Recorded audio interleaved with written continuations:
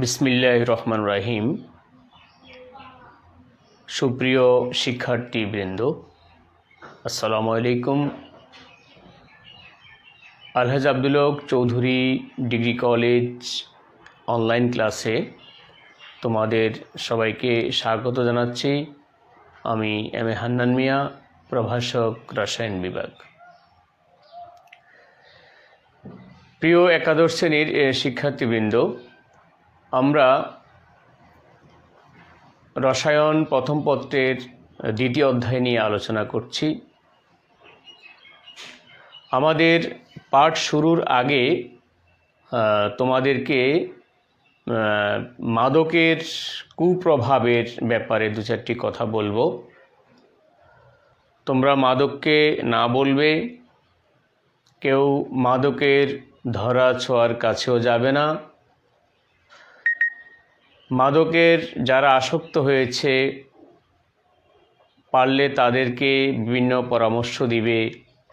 এই মাদকের যেই অন্ধকার, সে অন্ধকার থেকে তাদেরকে আলোর পথে নিয়ে আনার চেষ্টা করবে। তোমরা ব্যর্থ হলে তোমাদের অভিভাবক যারা আছে তাদেরকে জানাবে, আমাদেরকে বলবে। এরপরেও যদি ব্যর্থ হয় তাহলে আমরা তাদেরকে আইনের আওতায় আনব। কারণ মাদক শুধু যে সেবন করে তারই ক্ষতি করে না, মাদক যে সেবন করে সে সহ তার পরিবার, সমাজ, তদুপরি দেশ ক্ষতিগ্রস্ত হয়। সেজন্য অবশ্যই আমাদেরকে এই ব্যাপারে সবাই সজাগ থাকতে হবে। আমাদের কলেজের সুযোগ্য অধ্যক্ষ এবং অধ্যক্ষ মহোদয় আমাদেরকে প্রতি ক্লাসের শুরুতে এবং ক্লাস শেষ হওয়ার পূর্বে মাদকের ব্যাপারে 2-1 মিনিট কথা বলার জন্য বলেছেন। তো এটা অবশ্যই আমাদেরকে এটা পালন করতে হবে, বলতে হবে। কারণ বলতে বলতে দেখা যাবে একদিন হয়তো যারা শুনবে তারা হয়তো এর কুপ্রভাব সম্পর্কে জানবে এবং তারা এটা থেকে দূরে থাকবে। তো প্রিয় শিক্ষার্থীবৃন্দ, এখন আমরা গত ক্লাসে আলোচনা করেছি আমরা ইলেকট্রন বিন্যাস, মৌলসমূহ ইলেকট্রন বিন্যাস আমরা আলোচনা করেছি। আজকে আমরা তোমার আয়ন যা আছে তার ইলেকট্রন বিন্যাস নিয়ে আলোচনা করব। তো প্রথমে আসো, যদি আমরা এখানে সোডিয়ামের ইলেকট্রন বিন্যাস আমরা আলোচনা করেছি, যেমন 1s2 2s2 2p6 3s1। তো এখন এই যে সোডিয়ামের ইলেকট্রন বিন্যাস যেটা, এটা হলো এখন সোডিয়াম প্লাস, অর্থাৎ যখন এখান থেকে একটা ইলেকট্রন চলে যাবে তখন এর ইলেকট্রন বিন্যাসটা কীরূপ হবে। তো এই কথা তোমাদেরকে অবশ্যই মনে রাখতে হবে যে আমরা একটা বাদ দিয়ে ইলেকট্রন বিন্যাস করব তা নয়, কিন্তু আমরা আগে যেই মৌলটা আছে তার ইলেকট্রন বিন্যাস করব, করার পর আমরা একটি ইলেকট্রন এখান থেকে বাদ যাবে।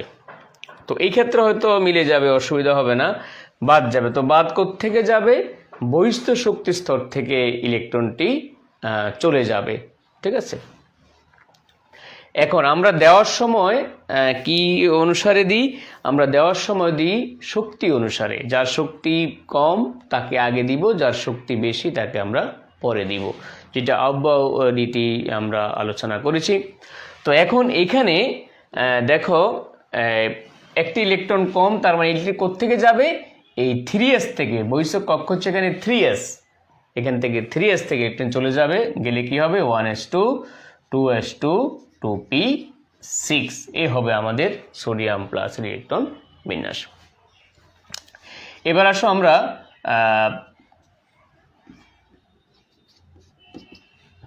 ক্যালসিয়াম 2 প্লাস ইলেকট্রন বিন্যাসটা দেখি। তাহলে আমরা আগে ক্যালসিয়াম ইলেকট্রন বিন্যাসটা করি। 1s2 2s2 2p6 3s2 3p6। হ্যাঁ, তাহলে কত হলো এখানে? 18। এখন 4s2, এটা হলো ক্যালসিয়ামের। তাহলে এখন দেখো এখানে বহিস্থ শক্তি স্তর কোনটা? 4s। তার মানে যে দুটো ইলেকট্রন যাবে সেটা কোত্থেকে যাবে 4s থেকে যাবে। অবশ্য এখানে আগে বাদ দিলেও তেমন সমস্যা হয় না, কিন্তু আমরা এখন দেখাবো যে যদি আমরা আগে বাদ দিয়ে পরে ইলেকট্রন বিন্যাস করি তাহলে সেখানে সমস্যার সৃষ্টি হবে। সেজন্য আমাদেরকে আগে বাদ দেওয়া যাবে না, আগে ইলেকট্রন বাদ দিয়ে ইলেকট্রন বিন্যাস করা যাবে না, বরং ইলেকট্রন বিন্যাস করে তারপর আমাদেরকে বাদ দিতে হবে। যেমন আমরা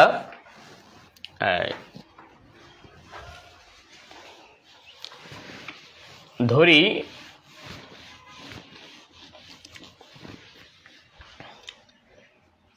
Mn2+, এখানে 25 ম্যাঙ্গানিজের যে 25 এখানে আছে সেটা আমরা করি। দেখো, যদি আমরা এখন বাদ দিয়ে করি, যেমন 25 থেকে 2 চলে গেলে কত হবে 23 হবে। এবার আমরা 23 যদি ইলেকট্রন বিন্যাস করি তাহলে কি হবে দেখো, 1s2 2s2 2p6 3s2 3p6, এরপরে 4s2 3d3 কত হচ্ছে 23। এখানে কত হচ্ছে দেখো, এখানে 10 18 19 20 21 22 23, কিন্তু এটা কি হলো? এটা হলো না, ভুল হলো। তাহলে আগে বাদ দেওয়া যায়। আগে বাদ দিয়ে করলে আমাকে অবশ্যই এসে দিতে হবে, কারণ আমাদের 23 যখন আসবে তখন এখানে এসে পাবে 2টা, তারপরে ডিতে পাবে, আর থাকে কয়টা 3টা ডিতে পাবে। কিন্তু আমাদেরকে আগে আমরা 25-এর যে অর্থাৎ ম্যাঙ্গানিজের যে ইলেকট্রন বিন্যাসটা সেটা করে ফেলবো। এই 4s2 3d5। এখন আমাদের 2টা ইলেকট্রন যাবে এখান থেকে। কটা ইলেকট্রন যাবে? 2টা। কেন যাবে? এখানে 2+ আছে।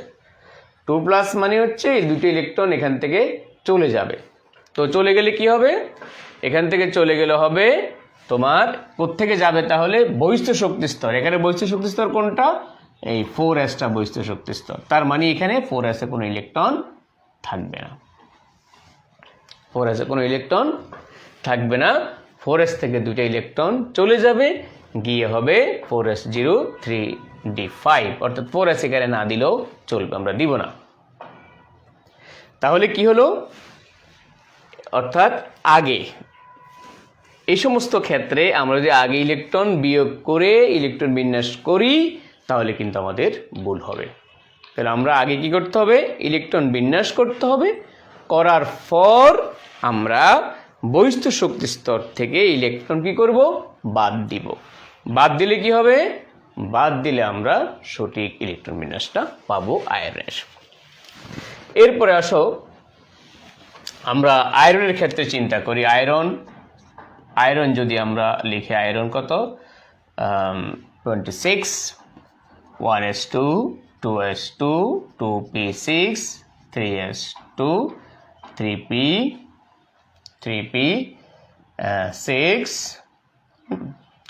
4s2 3d6, 26টা হয়ে গেল। তাহলে এখানে 10 18 19 20 26। এখানে এখন যদি আমরা প্যারাস অর্থাৎ 2+ যদি আমরা করি, অর্থাৎ 2টা ইলেকট্রন চলে যাবে, তাহলে 2টা কোত্থেকে যাবে? 1s2 2s2 2p6 3s2 3p6, এই 4s যেটা 4s2টা হবে না। 4s2টা কি হবে না? না হয় কি হবে? 3d6। এখন যদি তোমার কয়টা যায়? এখন যদি 3টা যায়, অর্থাৎ ফেরিক যখন হবে সেখান থেকে 3টা ইলেকট্রন যাবে, সেটাও কিন্তু আমরা আগে ইলেকট্রন বিন্যাস করে তারপর বহিস্থ শক্তি স্তরকে ইলেকট্রনটা কি করতে হবে? বাদ দিতে হবে। তাই দেখো 1s2 2s2 2p6 3s2 3p6 3d5, অর্থাৎ আগে s থেকে গেলে 2টা, আরও যেতে হবে, তাহলে কোত্থেকে যাবে? ডি থেকে যাবে, ডি থেকে 2টা যাবে। তাহলে এইটা হচ্ছে আমাদের কি? আমাদের এই আয়নের ইলেকট্রন বিন্যাস। এবার আমরা লাস্ট ওয়ান অর্থাৎ কপারেরটা করি। কপারেরটা করে দেখি, কপার 29। সেখানে আমরা কি দেখছি? 4s1 3d10। তো কপারের আমরা জানি যে আস এবং ইক দুইটি জারণ সংখ্যা আছে। একটা হচ্ছে তোমার কপার 1, অর্থাৎ একটা ইলেকট্রন যাবে তো কোত্থেকে যাবে, এখান থেকে 4s থেকে, 4s 0 3d10, 4s 0 3d10 একটা কোত্থেকে যাবে, এদিকে আমরা যদি আর্গন দিয়ে দিই তাহলে আমাদের হয়ে যাচ্ছে আর্গন 18টা। আর আমাদের এখানে একটু বেশ না লিখলেও চলবে, এটা শর্টকাট আমরা লিখতেছি।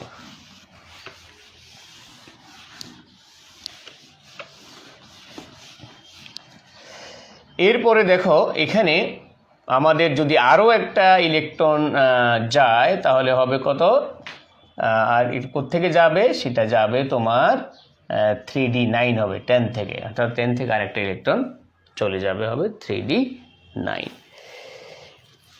এরপরে আমরা আরেকটা করতে পারি জিঙ্ক 2+। তো প্রথম আমাদেরকে যেটা আমরা বললাম, যদি আমরা 2টা বাদ দিয়ে 28টা দিয়ে করি কিন্তু আমাদের ভুল হবে, তাহলে আমরা আগে বাদ দিব না, বরং আমরা 30টা দিয়ে আগে আমরা কি করব, ইলেকট্রন বিন্যাস করব। 1s2 2s2 2p6 3s2 3p6 4s2 3d কত 10। এখন যদি আমরা বাদ দিব, এখন কটা বাদ দিত, 2টা, তো কোত্থেকে যাবে 2টা বাদ, বহিস্থ শক্তি স্তর। তো এখানে বহিস্থ শক্তি স্তর কত দেখো, এখানে এগুলো হচ্ছে প্রধান কোয়ান্টাম সংখ্যা, আমরা আলোচনা করব কিছুক্ষণ পর ইনশাল্লাহ। তো এখন দেখো এখানে এই 4s2টা হবে না, সেখানে 2টা ইলেকট্রন 4s থেকে 2টা ইলেকট্রন চলে যাবে। তো এগুলো গেল কি ধনাত্মক আয়নের ক্ষেত্রে। এবার আমরা 2-1টি ঋণাত্মক আয়নের ইলেকট্রন বিন্যাস করার চেষ্টা করি। তো সেক্ষেত্রে কিন্তু আমরা ইলেকট্রন যোগ করলে হবে, যতগুলি ঋণাত্মক আয়ন হবে তার সাথে ততগুলি ইলেকট্রন, পারমাণবিক সংখ্যার সাথে ততগুলি ইলেকট্রন যোগ হবে। অর্থাৎ দেখো এখানে এটার হচ্ছে তোমার 8, পারমাণবিক সংখ্যা হচ্ছে কত 8, তো তার সাথে কত যোগ হবে, 2টা ইলেকট্রন যোগ হবে, মানে এখানে 10 হয়ে যাবে 10। তাহলে কি লিখবো আমরা, 1s2 2s2 2p6, তাহলে 4 4 6 10 হয়ে গেল। তার মানে এটা হচ্ছে অক্সাইডের ইলেকট্রন বিন্যাস। এরপরে যদি ক্লোরাইড ধরি আমরা 17 আর একটা ইলেকট্রন, তাহলে মোট হলো কত 18, তাহলে হবে 1s2 2s2 2p6 3s2 18 3p6, মোট 18 হয়ে গেল। ঠিক আছে, অর্থাৎ এটা সহজ আছে, এটা অর্থাৎ যতটি নেগেটিভ হবে পারমাণবিক সংখ্যার সাথে যুক্ত হয়ে, তার থেকে আমরা গত ক্লাসে দেখিয়েছি যে ইলেকট্রন বৃদ্ধি পাবে। এখানে কয়টা ইলেকট্রন আছে, এটা পারমাণবিক সংখ্যা হচ্ছে তোমার 8, কিন্তু ইলেকট্রন সংখ্যা হচ্ছে 10। কেন, এখানে 2টা মাইনাস আছে, অর্থাৎ 2টি ইলেকট্রন যুক্ত হওয়ার কারণে এইটা অক্সাইড ধারণ করেছে, অক্সাইড হয়েছে। আর এখানে ক্লোরাইড হলো কেন, এখানে তার একটা ইলেকট্রন ক্লোরিন থেকে একটা ইলেকট্রন বেশি আছে, অর্থাৎ ক্লোরিনের পারমাণবিক সংখ্যা হচ্ছে তোমার 17। আর এখানে ইলেকট্রন আছে, এখানে এর মধ্যে কি আছে, এই ক্লোরাইডের মধ্যে পারমাণবিক সংখ্যা হচ্ছে 17, মানে প্রোটন আছে 17টা, কিন্তু ইলেকট্রন আছে কয়টা 18টা, মানে একটা বেশি আছে। কেন একটা বেশি আছে, কারণ এখানে একটা মাইনাস, এই জন্য একটা ইলেকট্রন যুক্ত হয়েছে, ইলেকট্রন বেশি আছে। এই গেল মোটামুটি ঋণাত্মক আয়নের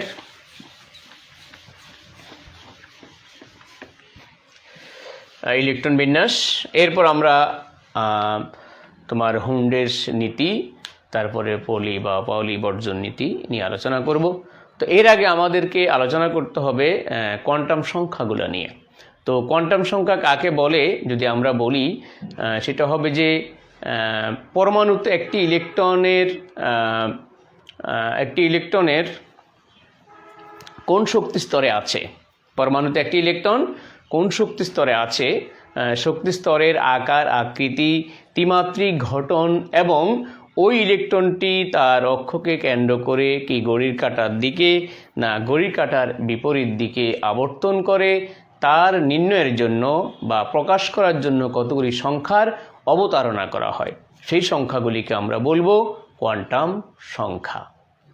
তাহলে কি বুঝলাম, যে একটি ইলেকট্রন, পরমাণুতে একটি ইলেকট্রন কোন শক্তি স্তরে আছে, সেই শক্তি স্তরের আকার, আকৃতি, ত্রিমাত্রিক বিন্যাস, এরপরে ওই ইলেকট্রনটা তার অক্ষকে কেন্দ্র করে ঘড়ির কাঁটার দিকে ঘুরে না ঘড়ির কাঁটার বিপরীত দিকে ঘুরে, ইত্যাদি প্রকাশ করার জন্য কতগুলি সংখ্যার অবতারণা করা হয়, সেই সংখ্যাগুলিকে আমরা বলবো কোয়ান্টাম সংখ্যা।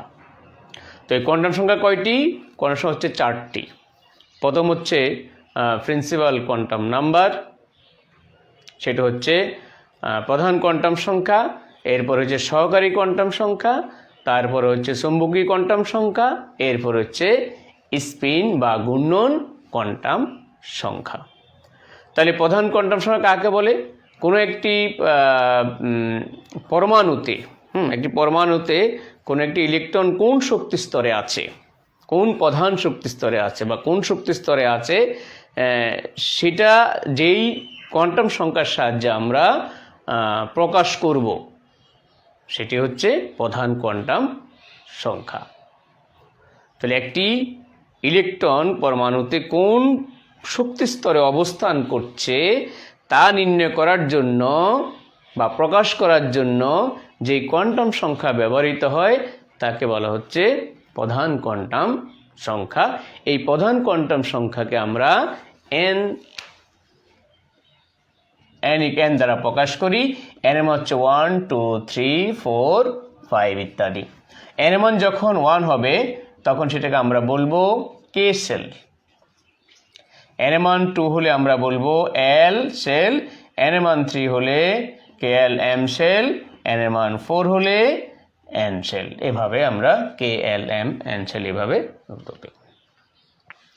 তাহলে আমরা যে আমরা এখানে দেখো 1s2 2s2 1s2 2s2 2p6, এই যে 2 1 2 লিখছি, এগুলো হচ্ছে কি প্রধান কোয়ান্টাম সংখ্যা। এগুলো হচ্ছে কি প্রধান কোয়ান্টাম সংখ্যা। এগুলি n এর মান। এখানে এটা হলো দ্বিতীয় প্রধান শক্তি স্তরকে বোঝায়, অর্থাৎ এই দ্বিতীয় প্রধান শক্তি স্তরের মধ্যে কি আছে? p উপশক্তি স্তর আছে। দ্বিতীয় প্রধান শক্তি স্তরে কি আছে? s উপশক্তি স্তর আছে। এখানে প্রথম প্রধান শক্তি স্তরে কি আছে? শুধুমাত্র s উপশক্তি স্তর আছে, এটা বোঝায়। ঠিক আছে? তাহলে এই যে 1 2 3 4 যেগুলি বোঝাচ্ছে আমরা যখন আমরা ইলেকট্রন বিন্যাস লিখি, সেগুলো হচ্ছে প্রধান কোয়ান্টাম সংখ্যা এবং সেটাকে আমরা বলি n এর মান। এবার আসছে সহকারী কোয়ান্টাম সংখ্যা। একটি প্রধান শক্তি স্তর এর মধ্যে কয়টি উপশক্তি স্তর আছে? একটি প্রধান শক্তি স্তরে কয়টি উপশক্তি স্তর আছে এটা বোঝানোর জন্য যেই কোয়ান্টাম সংখ্যা আমরা ব্যবহার করি সেটা হচ্ছে সহকারী কোয়ান্টাম সংখ্যা। সহকারী কোয়ান্টাম সংখ্যাকে আমরা l দ্বারা প্রকাশ করি। কি দ্বারা? l দ্বারা প্রকাশ করা হয়। l দ্বারা প্রকাশ করা হয়। এটা খুব ইম্পর্টেন্ট একটি কথা যে l এর মান কত হবে? l এর মান 0 থেকে n-1 পর্যন্ত। এই জিনিসটা খুব ইম্পর্টেন্ট, এটা তোমাদেরকে মনে রাখতে হবে। l এর মান কত? l এর মান হচ্ছে n-0 থেকে n-1 পর্যন্ত। তো এবার আসো যে যদি l এর মান n এর মান যদি 1 হয় তাহলে n এর মান কত হবে? অর্থাৎ l এর মান কত হবে? l এর মান হবে তোমার 0 হবে, কারণ n-1। তো n হলো 1, 1-1 মানে 0, 0 থেকে 0 মানে l এর মান হচ্ছে 0। তো l এর মান যদি 0 হয় তাহলে এটা হবে কোন উপশক্তি স্তর? এটা হবে s উপশক্তি স্তর। s উপশক্তি স্তর, s উপশক্তি স্তর 1s বা s উপশক্তি স্তর হবে। আচ্ছা, যদি n এর মান 2 হয় তাহলে l এর মান কত হবে? দেখো যদি 2 হয় 2-1 মানে 1, 0 থেকে 1 মানে 0-1, 0-1। তো এই ক্ষেত্রে উপশক্তি স্তর হবে s এবং p। তাহলে l এর মান যদি 0 হয় সেটা হবে s, আর l এর মান যদি 1 হয় সেটা হবে p। এরপরে n এর মান যদি 3 হয় তাহলে 3 হলে কি বলো দেখি কি হবে? হবে 0-0-1-2, অর্থাৎ 0 থেকে বলছে, কিন্তু 0 এবং n-1 নয়, কিন্তু 0 থেকে বলছে। সুতরাং 0 থেকে 3-1 মানে কত? 2। তাহলে 0 থেকে 2 মানে 0-1-2, 0-1-2। তার মানে হচ্ছে কি? তার মানে হচ্ছে সেটা s p, এরপরে হচ্ছে d, এগুলি উপশক্তি স্তর, এস উপশক্তি স্তর, পি উপশক্তি স্তর, ডি, অর্থাৎ তৃতীয় প্রধান শক্তি স্তরে 3টি উপশক্তি স্তর রয়েছে। কয়টা? 3টা। সেটা হচ্ছে কি এস, পি, ডি, এই 3টি উপশক্তি স্তর রয়েছে। এরপর যদি এন এর মান যদি আমাদের 4 হয় তাহলে কি হবে? এল ইকুয়াল টু হবে 0, 1, 2, 3। এই দেখো 4টা এন এর মান যা, এটা মনে রাখতো, এন এর মান 4টা, এন এর মান যা সেই সংখ্যা অর্থাৎ 4টা, 1, 0, 1, 2, 3, মোট 4টা। সেই 4টা কি এস, পি, ডি, এফ, এই 4টি অর্থাৎ চতুর্থ শক্তি স্তরে, চতুর্থ প্রধান শক্তি স্তরে 4টি উপশক্তি স্তর রয়েছে। সেগুলি হচ্ছে কি এস, পি, ডি, এফ, এই 4টা। এই 4টা তো আমরা এটা লিখতে পারি যে এইটা 4s, 4p, 4d, 4f, এটা হচ্ছে 3s, 3p, অর্থাৎ তৃতীয় শক্তি স্তরের এস উপশক্তি স্তর, তৃতীয় শক্তি স্তরের পি উপশক্তি স্তর, তৃতীয় শক্তি স্তরের ডি উপশক্তি স্তর। এটা হচ্ছে দ্বিতীয় শক্তি স্তরের, এর মানে এখানে 2, সেই জন্য 2s, 2p লেখা যায়, 2s, 2p, অর্থাৎ দ্বিতীয় শক্তি স্তরের এস উপশক্তি স্তর এবং দ্বিতীয় শক্তি স্তরের পি উপশক্তি স্তর। তাহলে এইটা আমরা অর্থাৎ একটি প্রধান শক্তি স্তরের মধ্যে কয়টি উপশক্তি স্তর আছে এবং কি কি উপশক্তি স্তর আছে সেটা আমরা এটার সাহায্যে অর্থাৎ সহকারী কোয়ান্টাম সংখ্যার সাহায্যে আমরা কি করতে পারি? ব্যাখ্যা করতে পারি। সাবঅর্ডিনেট কোয়ান্টাম নাম্বার, সহকারী কোয়ান্টাম সংখ্যা মানে কি সাবঅর্ডিনেট কোয়ান্টাম নাম্বার, আর প্রধান কোণ হচ্ছে কি প্রিন্সিপাল কোয়ান্টাম নাম্বার। কি প্রিন্সিপাল কোয়ান্টাম নাম্বার, এটা হচ্ছে সাবঅর্ডিনেট কোয়ান্টাম নাম্বার। এরপরে আসো 3 নম্বর হচ্ছে ম্যাগনেটিক কোয়ান্টাম নাম্বার বা চৌম্বকীয় কোয়ান্টাম নাম্বার। তো সেটাকে আমরা কি হয় যে একটি অরবিটালের অর্থাৎ একটি উপশক্তি স্তরে কয়টি অরবিটাল আছে, অথবা যে অরবিটাল উপশক্তি স্তরে যে অরবিটালগুলি আছে সেগুলির দিক বিন্যাস কিরূপ ইত্যাদি যেই কোয়ান্টাম সংখ্যার সাহায্যে আমরা প্রকাশ করি তাকে আমরা বলবো ম্যাগনেটিক কোয়ান্টাম নাম্বার বা চৌম্বকীয় কোয়ান্টাম সংখ্যা। এটাকে আমরা এম দ্বারা প্রকাশ করি। কি দ্বারা? এম দ্বারা প্রকাশ করি। এম এর মান হচ্ছে কি জানো? এর মান হচ্ছে এম সমান হচ্ছে -L থেকে হতে 0 সহ প্লাস L পর্যন্ত, -L থেকে 0 সহ প্লাস L পর্যন্ত, -L থেকে 0 সহ প্লাস L পর্যন্ত। কার মান? এম এর মান। তাহলে এবার আসো, যদি L এর মান কি 0 হয়, 0 হয়, তাহলে এম এর মান কত হবে? এম এর মান কত হবে? 0 হবে। তার মানে একটা, তার মানে এস কয়টা আছে? এস একটাই আছে, এস একটাই, সেটা হচ্ছে একটাই উপশক্তি স্তর আছে এস এর। এল এর মান যদি তোমার কি হয় 1 হয়, দেখো এল এর মান কত হয়? 1 হয়। তো এল এর মান 1 কার? ফি 1 মানে হচ্ছে ফি উপশক্তি স্তর। তো এল এর মান যদি 1 হয়, এম এর মান কত হবে? এর মান হবে -1, 0, প্লাস 1। তাহলে কয়টা হলো এখানে? 3টা। তার মানে পি উপশক্তি স্তরের মধ্যে 3টি অরবিটাল আছে। পি উপশক্তি স্তরের মধ্যে কয়টি অরবিটাল আছে?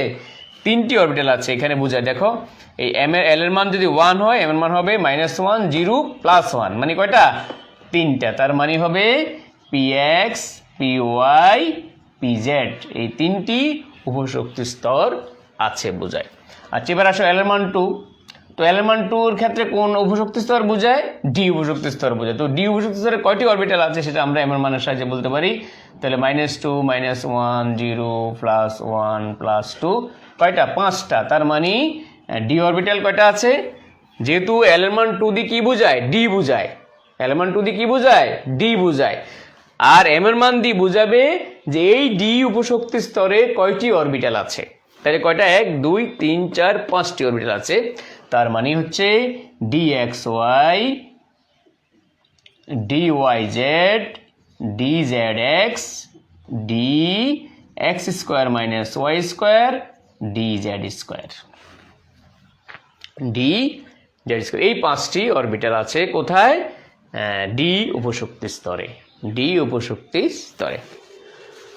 তাহলে আবার বলছি, আমরা এই সহকারী তোমার এই চুম্বকীয় কোয়ান্টাম সংখ্যার সাহায্যে আমরা বুঝি যে একটি উপশক্তি স্তরে কয়টি অরবিটাল আছে, সেটা আমরা বুঝতে পারি।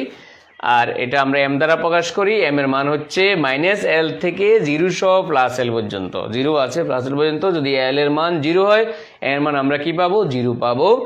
সেই ক্ষেত্রে এটা S এ হবে একটা, অর্থাৎ এখানে S উপশক্তি স্তরে একটি অরবিটাল আছে। এটা বোঝায় কি? S উপশক্তি স্তরে একটি অরবিটাল আছে, সেটা S। আর যদি L এর মান 1 হয়, তাহলে M এর মান হবে -1 0 +1। তার মানে হচ্ছে 1 2 3টা অবস্থান। তার মানে L এর মান 1 মানে হচ্ছে এটা p অরবিটাল বোঝায়, p উপশক্তি স্তর বোঝায়। আর এই p উপশক্তি স্তরে 3টে অরবিটাল আছে, px py এবং pz। তাহলে এখানে আসো, এরপরে L2 বোঝায়, m এর মান হচ্ছে কত? -2 -1 0 +1 অর্থাৎ 5টা অরবিটাল আছে। কোথায়? L এর মান 2 মানে এটা কোন উপশক্তি স্তর বোঝায়? d উপশক্তি স্তর বোঝায়। আর এই d উপশক্তি স্তরে কয়টি অরবিটাল আছে? 5টি অরবিটাল আছে। সেগুলো হচ্ছে dxy dyz dzx dx² - y² এবং dz²। তো সর্বশেষ হচ্ছে আমাদের স্পিন বা ঘূর্ণন কোয়ান্টাম সংখ্যা। একটি ইলেকট্রন তার অক্ষকে কেন্দ্র করে ঘড়ির কাঁটার দিকে না ঘড়ির কাঁটার বিপরীত দিকে আবর্তন করে, তা যেই কোয়ান্টাম সংখ্যার সাহায্যে আমরা প্রকাশ করি তাকে বলা হচ্ছে স্পিন বা ঘূর্ণন কোয়ান্টাম সংখ্যা। তো সেই ক্ষেত্রে আমরা এটাকে S দ্বারা প্রকাশ করা হয়। S এর মান আমরা +½ লিখি এবং S এর মান কি -½ লিখি। তার মানে হচ্ছে যে একটি ইলেকট্রন যদি ঘড়ির কাঁটার দিকে ঘুরে, অপর ইলেকট্রনটি ঘড়ির কাঁটার বিপরীত দিকে ঘুরবে। অর্থাৎ এরকম, যদি আমরা একটা যদি এদিকে ঘুরে আর একটা ঘুরবে এদিকে, এইভাবে ঘুরবে। ঘড়ির কাঁটার যদি একটা দিকে ঘুরে, একটা ঘড়ির কাঁটার বিপরীত দিকে ঘুরবে। যদি একটার হয় +½ আর অপরটার হবে -½ এর অর্থ হচ্ছে যে একটি অরবিটালে কেবলমাত্র সর্বোচ্চ 2টি ইলেকট্রনে থাকতে পারবে। একটি অরবিটালে কেবলমাত্র 2টি ইলেকট্রনে থাকতে পারবে। আমরা লিখতে পারি 2টি ইলেকট্রন কি থাকতে পারবে। তাহলে একটা যদি ঘড়ির কাঁটার দিকে ঘুরে, একটা ঘুরবে ঘড়ির কাঁটার বিপরীত দিকে।